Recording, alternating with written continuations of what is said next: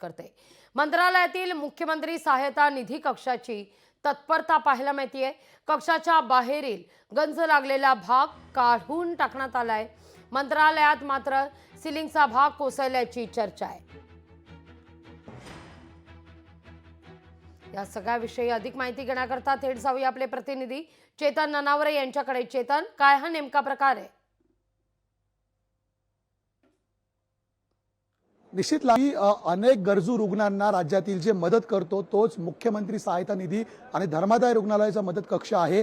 या ठिकाणी अनेक जे ॲप्लिकेशन्स आहेत ते येत असतात आणि याच कक्षाच्या जर 7व्या माळ्यावरती आपण वर पाहिलं असेल, हा सिलिंगचा भाग आहे जो गंज पकडलेला होता तो काढण्याचं काम आहे ते कक्षातर्फे करण्यात आलेलं आहे। मात्र एक चर्चा मंत्रालयात उठलेली होती की कुठेतरी सिलिंगचा भाग कोसळलेला आहे, त्यामुळे खातरजमा करण्यासाठी लोकशाही मराठी थेट या ठिकाणी पोहोचली। त्यावेळी कक्षाचे जे अधिकारी आहेत त्यांच्याशी आपण संपर्क साधला। त्यांनी माहिती दिली की अनेक सर्वसामान्य नागरिक आहेत, अधिकारी आहेत, कर्मचारी आहेत, ते या ठिकाणी ये-जा करत असतात। याच ठिकाणी मंत्रालयाची कॅबिनेट बैठक सुद्धा समोरच्या बाजूला होत असते, त्यामुळे मोठ्या संख्येने वर्दळ मंगळवारी बुधवारी सुद्धा या ठिकाणी असते।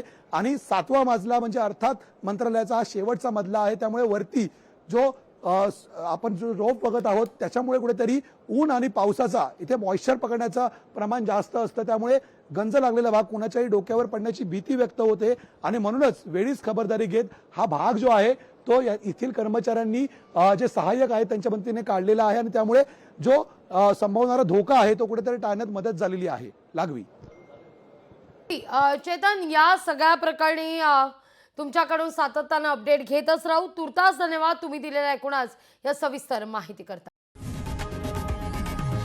लोकशाही मराठी ऐका, पहा, जागरूक रहा।